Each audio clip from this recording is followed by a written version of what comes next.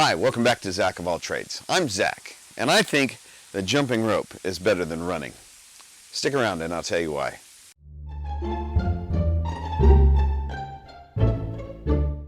This video was supposed to be simply a progress update on how my 10 minutes a day jump rope program is going after about 3 weeks.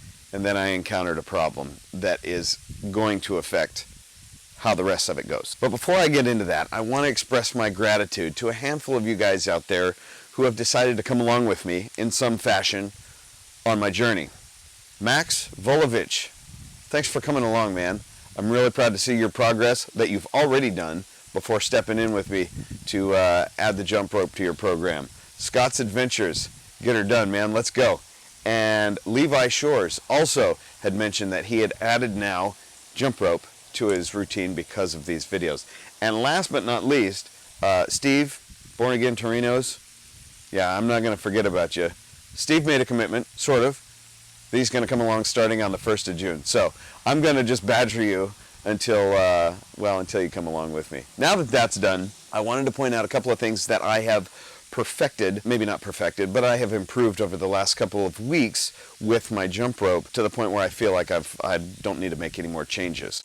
Two different people, Daniel Tocic, maybe I'm saying that right, sorry if I'm not, and M. Blacktree, both pointed out that a good option for coating my cable to keep it from fraying and keep it flexible would be Plasti Dip.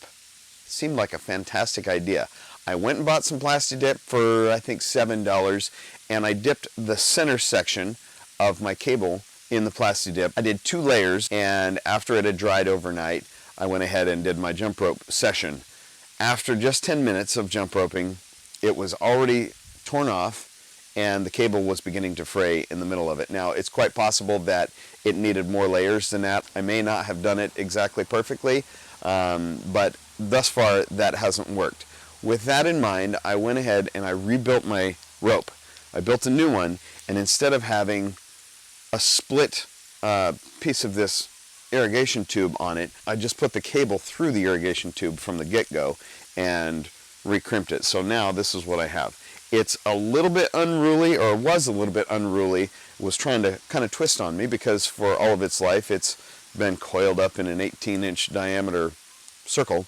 So I put it in the oven at 170 degrees for about 10 minutes or so, and then took it out and held it straight while it cooled off. And now I have a jump rope that wants to be straight rather than wanting to be coiled up. My progress on the bathroom scale has pretty well stopped. I feel like I've pretty well hit the wall. For the last week and a half or so, I've been right at about 212. I think I got to a low of 211.2, but it's been plus or minus a half a pound, plus or minus a pound or so. As of this morning, I got on the scale and it said 212, I think 0.2. So I've been reassured by several of you, by my wife, by a couple of other people that that's normal.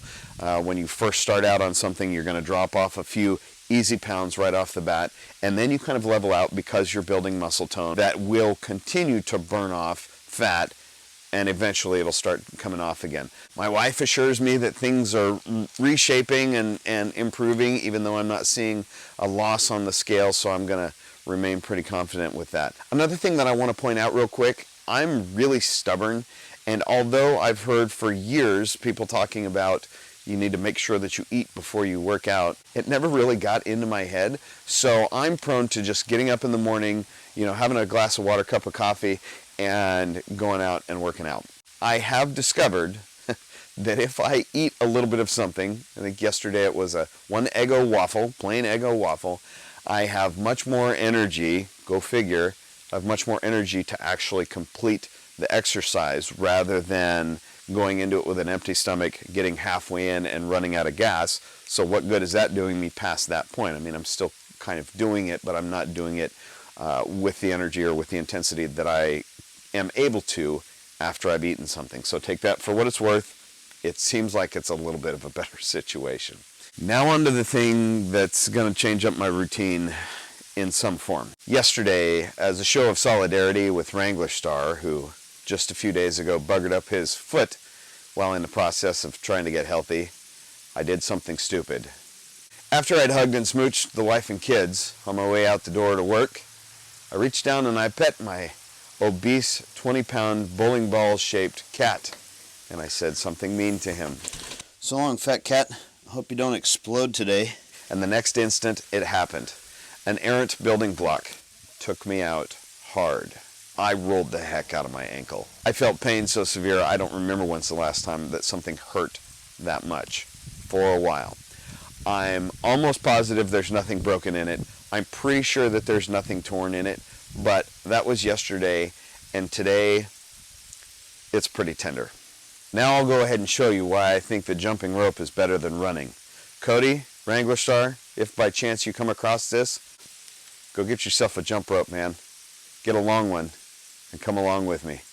Jumping rope is better than running because you can still do it even if you only got one good leg. I hope I don't have to do it for too many days.